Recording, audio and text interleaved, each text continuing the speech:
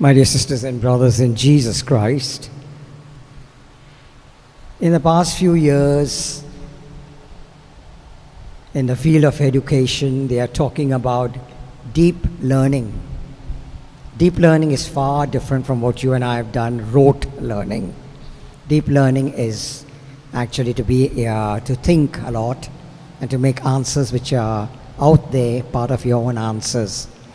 And so one of the techniques for this deep learning is inquiry training model by Richard Suchman, an educationist in UK.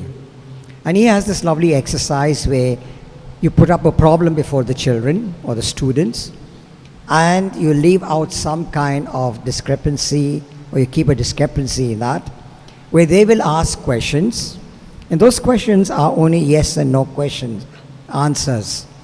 So you cannot have double-barreled questions, you cannot have anything of that sort. For example, a double-barreled question would be, do you like coffee or tea? And your answer has to be yes or no. So if you say yes, I don't know whether you like coffee or tea. But the problem is not you, the problem is me, because I have asked you a double-barreled question. Nearly the same is a trick question. And a trick question could be like many of the reporters do so. Like when Pope John Paul II went to the United States, they asked him, are you going to see the red light area? And the Pope, without thinking, said, are there red light areas in New York? And next morning the newspaper had the Pope is inquiring about red light areas. A twisted thing. The same thing could be like I could ask you, have you stopped cheating when you play cards? It's a trick question. If you say yes, that means you were cheating. If you say no, you're still cheating. Those are trick questions. And that's one of the questions that the Pharisees, scribes, Herodians all gang up together to ask Jesus today. And the question was to trap Jesus to find out whether he was a revolutionary, someone who was gathering momentum which they would use later to tell Pilate and Caesar and so on that this man is going to cause a problem, and therefore it is better that one man dies than the whole nation suffers. So it begins way behind to check him out and see whether he is a revolutionary against the Roman government, or is he a collaborator? Then he gets into bad books with his own people. And so they ask him this question. But to understand this question and where these people are coming from, we need to go back, way back into the time of Rebecca. And Rebecca and Isaac. And you and I know the story of Esau and Jacob, and how Jacob put on a lot of sheepskin on his hands and sort of cheated Esau of his birthright, but even Esau would later on give up his birthright for a bowl of porridge. But it goes way back to then. In fact, lots of things go way back into the Old Testament. And so Jacob's descendants became Jews with the 12 tribes. Esau's descendants became Edomites. Edomites who stayed little out of the promised land. Out of the Edomites, just before the turn into the Christian era, from the Edomites, there was one leader who was able to stand out, and that was Herod the Great.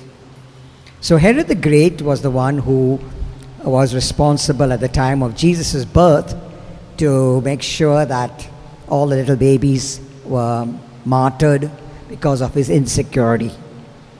But Herod the Great had a deep-rooted family feud. If you can imagine, I'm not a pure Jew. I'm not accepted by the Jews. And so the Jews and Herod would always have this going against each other.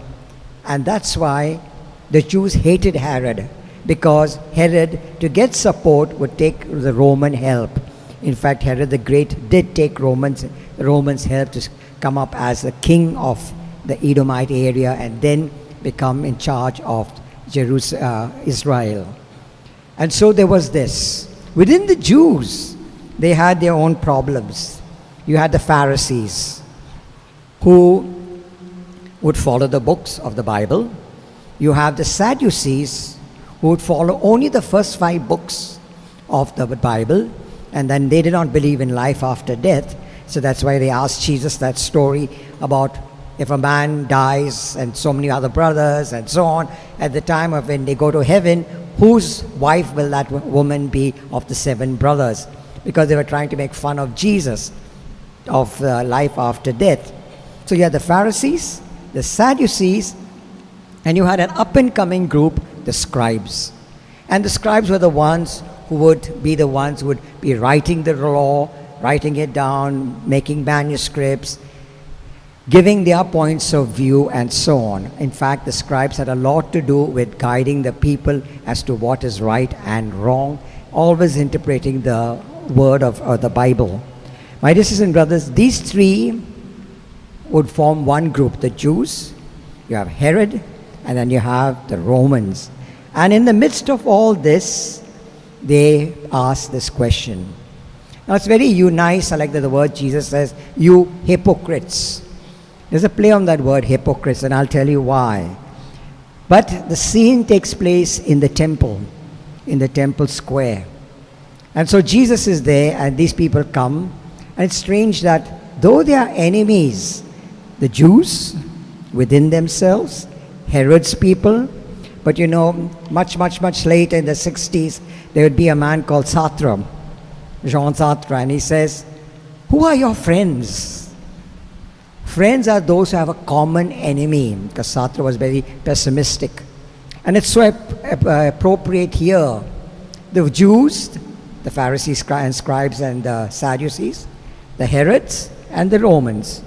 Who was their common enemy? Jesus.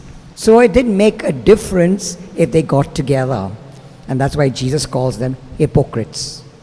Because you only come here to question me because you have a hidden agenda.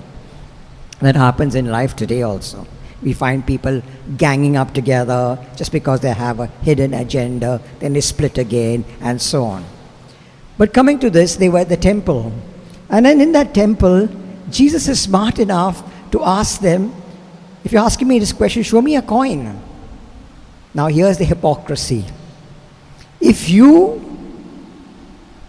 don't accept the Roman domination in this place, and then you're in a holy place, how come you're carrying a denarius in your pocket? Because that money is tainted money. If you had a Roman money with you, and that was required for all the business that they did, but before they came into the temple, they had to exchange that money with the money changers. That's when Jesus gets angry to see the money changers making a profit. They had to exchange that money with the money changers. And only the temple money could be used in the temple. And here are one of them, who I don't know, Pharisee, scribe, or the Sadducees, goes deep into his pockets and takes out a denarius. Denarius was a Roman coin. And then Jesus asks, whose face is on that Roman coin? Now it had the face of Tiberius Caesar. And on that was written, Tiberius Caesar, son of divine Augustine. Now if you know again your history, it was Tiberius who started this emperor worship.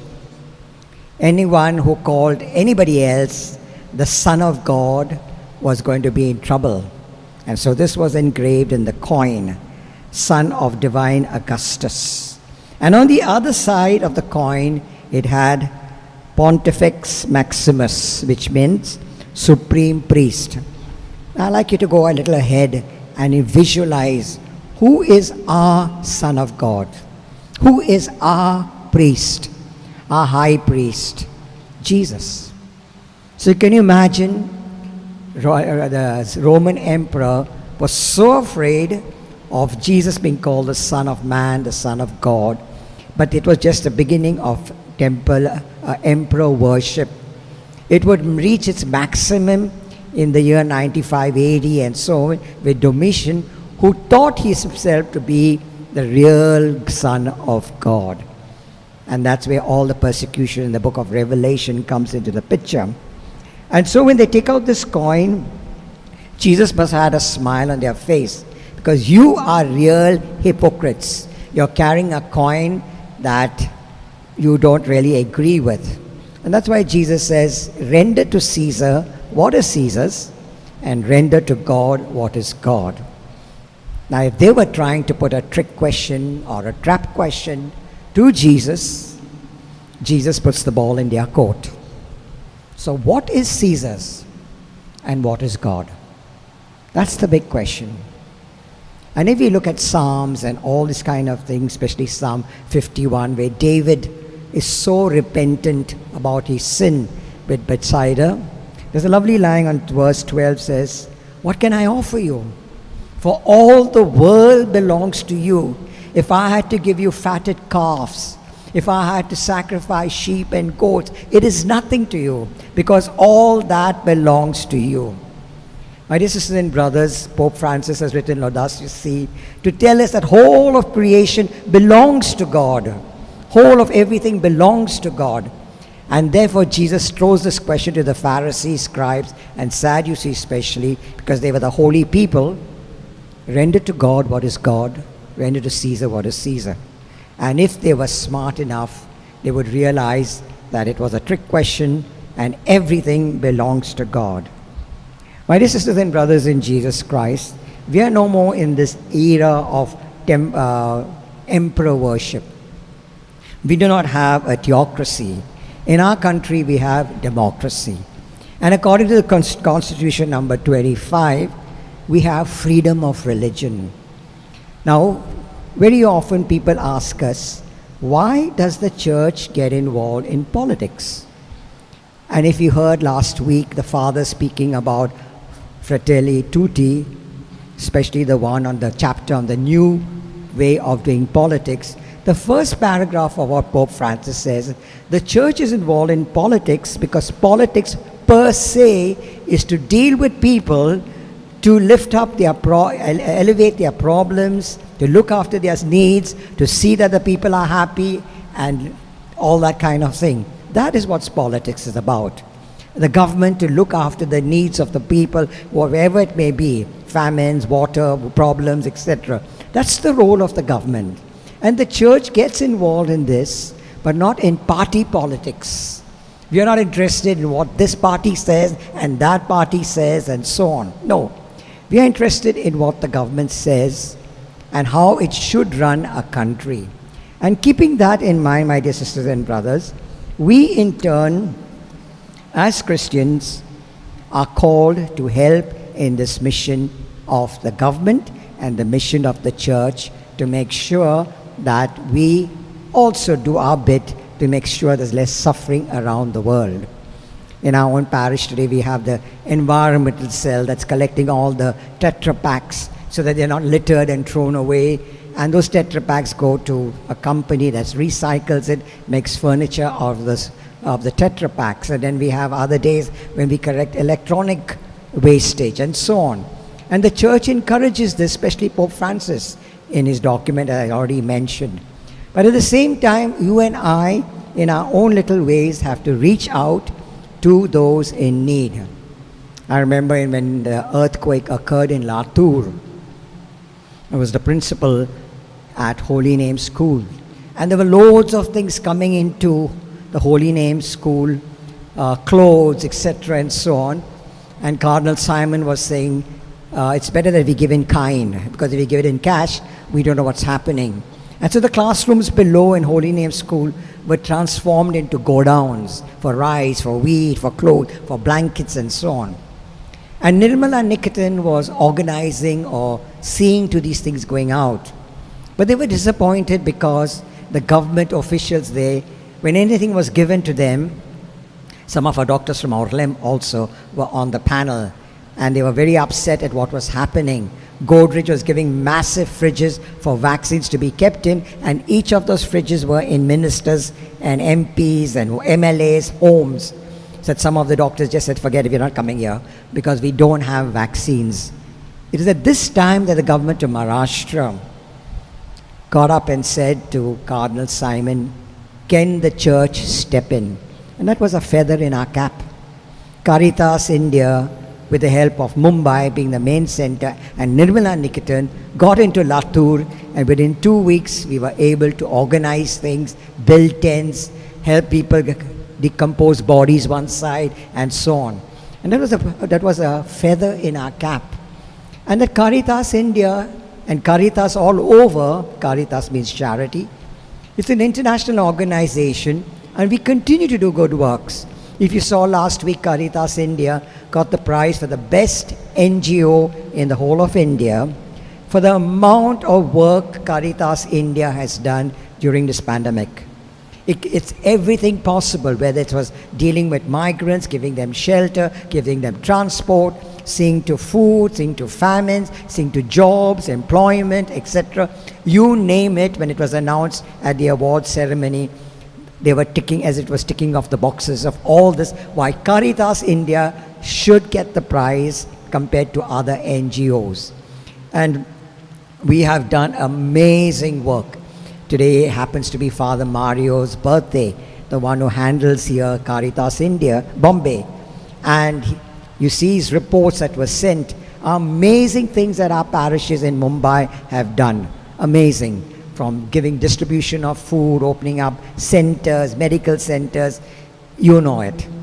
And that is what we are called to do. We as Christians are called to do on this day of Mission Sunday, the 29th Sunday, called to be missionaries. The Pope Francis has written a nice thing, and I'm going to end with this. Today, vast numbers of people still do not know Jesus Christ. And for this reason, the mission of Argentis, that is Latin to the Gentiles, continues to be most urgent. All the members of the Church are called to participate in this mission. For the Church is missionary by her very nature. She was born to go forth. World Mission Day is a privileged moment when the faithful of various continents engage in prayer and concrete gestures of solidarity in support of the young churches in mission lands. It is a celebration of grace and joy. It is a celebration of grace because of the Holy Spirit, sent by the Father, offers wisdom and strength to those who are obedient to his action. It's a celebration of joy because Jesus Christ, the Father's Son, sent to evangelize the world, supports and accompanies us in our missionary effort. I wish every church in the world and every archdiocese to continue the good work that God has begun in you.